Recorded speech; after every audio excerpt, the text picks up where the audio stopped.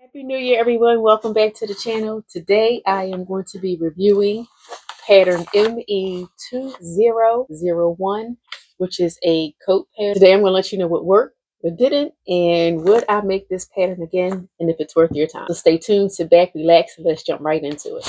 This is pattern ME2001. It is a coat and pants pattern, but I specifically wanted to make the coat. I would say that the skill level for this pattern is really an intermediate. I consider myself a beginner intermediate pattern sewist, but this is definitely an intermediate pattern, and I'll let you know what gave me the hiccup and why I believe it's definitely for intermediate sewist. And the reason that I chose this pattern is because I wanted a coat. I wanted something that was oversized, something where I could wear a thick sweater or a suit and still be comfortable in it and not feel, like constricted. And this delivered on that, absolutely. And I wanted something that was long, and this delivered on that as well. I just really had a time finding the fabric that I wanted to make the coat in. Once I found the fabric and made the coat, chef's kiss. And here she is, absolutely chef's kiss.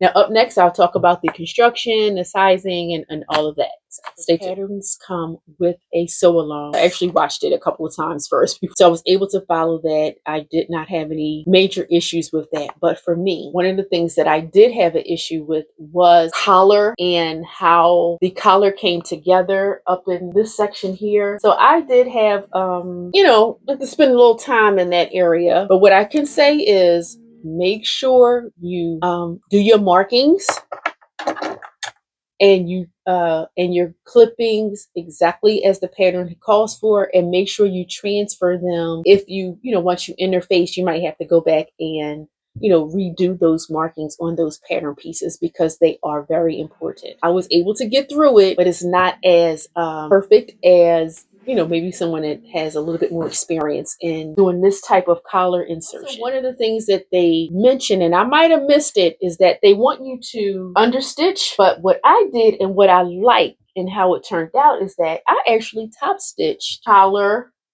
and down. So just one row, same color thread, and I just went around the collar, around the lapel point, and came just straight down. So just a top stitching, and to me it gave it that added, this piece here, this seam flat. I now pressed it really, really, really well. Like pressed it. Press cloth, steam, flapper, all of the things. I did that to make sure that laid flat. So that on the construction part of it, again, they had the instructions. I read them through. I watched the video, and I actually had the video on as I was making it, so I really didn't have any major hiccups outside of questioning my ability to insert the collar. It does have a lining, so it is fully lined. So I put the lining in, and again, I got this lining fabric at my local fabric store, actually the same store that I got this fabric from. And what's interesting too is that the lining I bought a while ago for another project, never used it, and it just really worked out for this project. Belt loops, I like that. The only thing I would change for me is I probably would move them up just a little bit because of where they sit on my body at my waist. So when I tie the belt, I'm not pulling the coat up. I can actually just tie the belt, boom, at my waist and not have any issues. But that's minor. One thing I will let you know too is that I did not put the tabs on the sleeve. Pretty straightforward in terms of construction. Again, just be conscious of this whole lapel. One thing I will note is that I enjoy doing handwork on my projects. It's just me. Don't ask me why, but I do. Attach the lining to the coat, like pull it through and then make it one piece and pull it out. I didn't like that, so I actually turned under the hem on the coat and I hand sewed the hem of the sleeve, and then I turned under the lining and I hand sewed the lining to the hem sleeve. It has the same look, but I just did it by hand. That's just one of those things that I like to do. And as well as I did that with the hem. When the hem, once I attached the lining to the coat, I opted to go in and hand stitch my lining to the coat, so it's not floppy. It's attached. I don't know if you can see it. It's attached. And I did that by hand so that I can have that in there. So those were the things that I did to make it I don't know, it's just something I like to do. I like to do a little bit of handwork with my projects. So here is the finished coat in all of her wonderful glory. I'm so excited with it. I absolutely love it. It is exactly what I wanted. I love the oversized fit of it. Again, the construction is intermediate, mostly because of the collar insertion. Else seem to come to be pretty straightforward. I love it. Oh, I did not show you the back. I'm sorry. Oops. The back of the coat belt. Again, the only thing I would do is maybe bring the belt loops up a little bit more so it can sit maybe up higher on me. And oh, and you're probably going, where's the belt loops in the back? I forgot them.